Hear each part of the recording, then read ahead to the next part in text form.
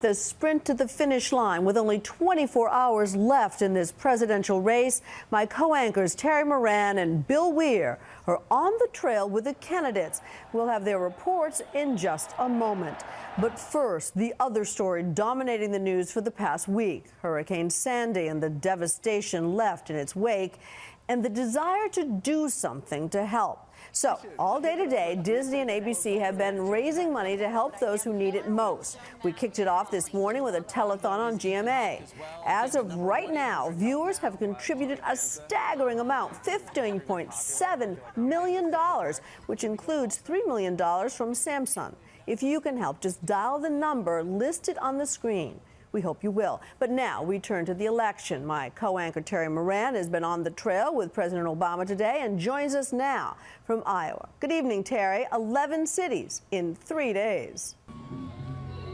That's right, Cynthia, the final lap, and this is the final time Barack Obama will ever do this. This is his last political campaign and the last rally of it, and so tonight, this cold Iowa air is thick with emotion and nostalgia and edged with a little bit of anxiety about what's going to happen tomorrow. You talk to the Obama people, they express a kind of gritty, grim even confidence. They think they'll get it done, but they know this time so different from the last time. It's not about inspiration, it's about perspiration. It's all about hard work. Madison, Wisconsin this morning, bright and crisp, and an Obama crowd filling the streets, about 18,000 of them, sort of fired up, sort of ready to go. I don't know, it's pretty early to be fired up. Bruce Springsteen came and sang. No retreat, baby, no surrender. And this year, this time around for Obama and his crowds, the gritty courage, the mournful determination in his songs rings truer, perhaps. This is an incredible crowd, and it's good to be back. He has changed so much. He's in the fight of his life, and he knows it, and his hoarse voice told the tale. We have come too far to turn back now.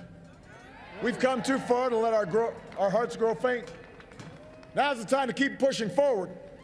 Looking at Barack Obama today on the last day of his last campaign, it is impossible not to think back to what seemed a hinge of history. The change we need doesn't come from Washington. Change comes to Washington. The crowds were bigger, more rapturous, more hopeful. For so many people, it was magic. But it couldn't happen again. That's not how life works. This is real. This is politics. Listen, we know what change looks like, Madison. And what he's selling ain't it. Giving more power back to the biggest banks, that's not change. No. Another $5 trillion tax cut that favors the wealthy is not change. No. There are two keys to victory for Obama this time around. The first is dedication. He needs these crowds not so much to fall in love with him again, but to grip down and get out that vote. And to do that, he needs the young people, the American electorate of tomorrow. There are 39,000 students at the University of Wisconsin, and in this state, they can register to vote right up to Election Day. Why did you vote for him? Well, I'm gay, so that was a big pull for me. Romney is very anti-gay marriage, and Obama, especially since he came out and supported gay marriage last spring.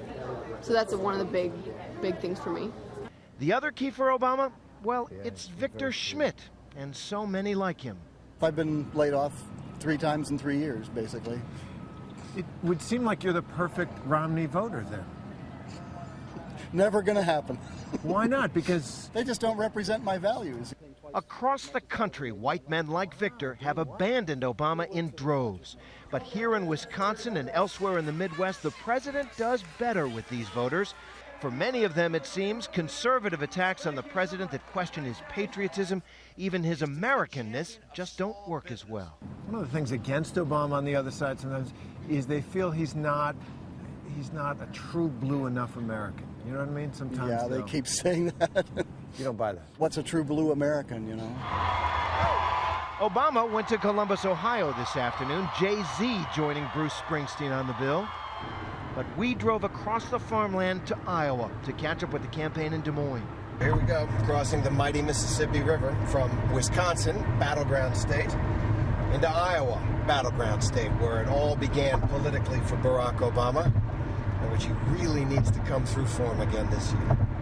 They were lining up to register and vote in Dubuque, both sides looking for every single supporter. Scott Faulkner didn't vote last time, but is coming out for Romney. I just felt like this time really needed to make my vote count. And, you know, things look like they're going to be close, so it's time to make it happen.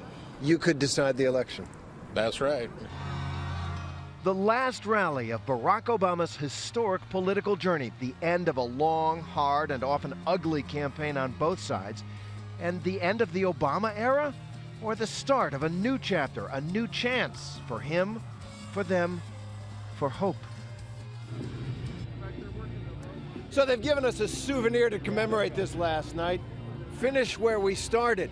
Of course, they hope they send him back to Washington. That's what the people here hope. And it all comes down to whether or not that American electorate of tomorrow, younger, bit more diverse, will come out in sufficient numbers to do the job.